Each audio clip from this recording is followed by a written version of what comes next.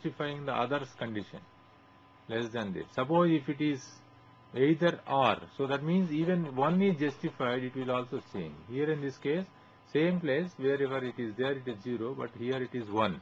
So that means either 1, suppose it is something like either tall or it is more than weight of 50. If any one of the conditions are justified, then you will put a value like this. So like this, these maps are produced. So similarly, you can also look into those next two. So I will not explain on that. So but you go into that and then work out, use the Boolean operation and then find that result for that. Another is, suppose you see the conditional statement. Here conditional statement is, my map is this, two maps. I wanted to produce a third map. IFF means if condition. If I apply if map A is equal to forest, I say that I wanted to say if it is forest, you change this value into, or you give some cost to this, or suppose if you are giving a volume estimation. So based on the density, you can also say that because of this density, you change it to this value. So then you are changing a character value into a character of that place on a map, you are changing it to a value. Suppose you want to do some operations, multiplication, addition, subtractions. So if it is written on forest, you cannot do that type of operations.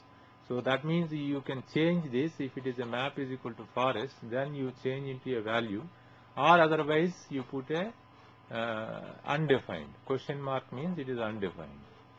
So in this case, you see this, in this case, if map is equal to forest, I am saying that you change with a value 1. If it is not a forest here, I am saying that you put a question mark. So like that we operate. So similarly, if you see map C1, this is another output map, and then if map A is equal to forest, here two conditions are asked. One is map A is equal to forest and map B is equal to 700. So that means wherever the value is, the height value is 700 is there. So if that condition is satisfied, and then if it is also forest that place, that means it is condition is used here. If it has to be forest, it has to be above 700 meters. So then both the conditions are satisfied, then you get a value of 1. If it is a false, then you get a 0. So like that this condition applies. Now if we come to that analysis in raster, there are 4 types of analysis we do in a raster. So this is a map algebra operations. Raster is what? It was also told in our class, raster means is a cells, arrangement of cells in a sequence. So that is called a raster. Suppose you talk about satellite data that is arranged in a orderly manner from left to right and then in different rows. So then that is called a raster. And then it is also divided. If you have a total value is there, you put a mesh grid on that according to the size you wanted. Then you can divide it into number of cells there. So once you have the cells, either I can look into the each individual cell and its value and then work according to that. Suppose earlier I shown one operation, raster operation, raster map A plus 10, that means you are operating only on a particular cell and then changing it. That means that belongs to that individual particular cell. I am not bothered about my neighbors. So that means it is a local functions. So you are not looking at the neighbors. So then you work on an individual pixel. So that is called a local operations. Either you do that NDVI, normalized vegetation index, ratioing, multiplication, division. So everything what you are doing is you are doing in a single cell. So that is called a local operation that work on every single cell. Another operation is, most of the time this is also very important and required. Suppose I wanted to find out a height difference. If you wanted to find the height difference between two cells, without comparison with the neighbors, you cannot do that. So that's why if you want to compare your height, you say you are taller, so then you compare with some other person who is shorter. That's why you can say that you are taller. Similarly, when you come to the ground, if some area located, it is higher than some other adjacent pixel. So that is called you use neighboring cells. So that means focal functions, that what you do is we process the data of each cell based on the information of the specified neighbor.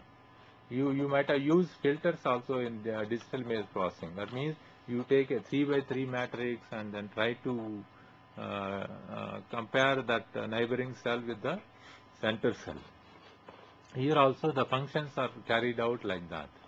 So then you have like a zonal functions. So zonal means you work according to the zones. You have an input grid is there and there is a zone grid is there. You use both the things and operate it. Suppose you have a satellite data at one place and then you have a district map is there. So then I wanted to see in each district what is the satellite data values. So then you convert that district boundary incorporating that your satellite data. So then you can generate a satellite data what belongs to your district. So then you can cut that raster analysis using this zone grid. Use the zone grid, use the satellite data input grid, and you generate a satellite data for your zone. So it says that it provides operations that work on each grid of cells of individual values for that particular zone. And the global operation is, suppose you wanted to do buffer analysis. So there is a road is there, then you wanted to find out what is the sound pollution around that road. So then what you can do is you can generate a distance map going outwards from the road. Suppose that my road is this, I convert that road into a 0 value. From 0, how many cells you go from outward. So according to that, if it is one cell, if it is cell size is 10 meters, so then you go cell by cell, it becomes 20, 30 like that, and then it goes both the sides. So that is called a global operations. You identify some your source, and from that you calculate your distance. So those are all called global operations. We'll just elaborate on all those things so that you can understand better. So this local function, as I said, you have a individual values. So then that values you multiplied by 3. So then you get an output map. So that is like if it is 2 is there multiplied by 3, it is 6. If it is 3 here, 3 multiplied by 3 9, and then 4 multiplied by 3 is 12. So like that it works on a local grid. You can work on a multiplication, you can also work on a with a single value, or otherwise you you also use a multiplier grid. So that multiplier grid then also changes your input grid. So if 2 is there, then 2 multiplied by 1 in the multiplier grid, it will get a 2. Suppose this 2 is there and then multiplied by 4, it becomes a, like that all values you have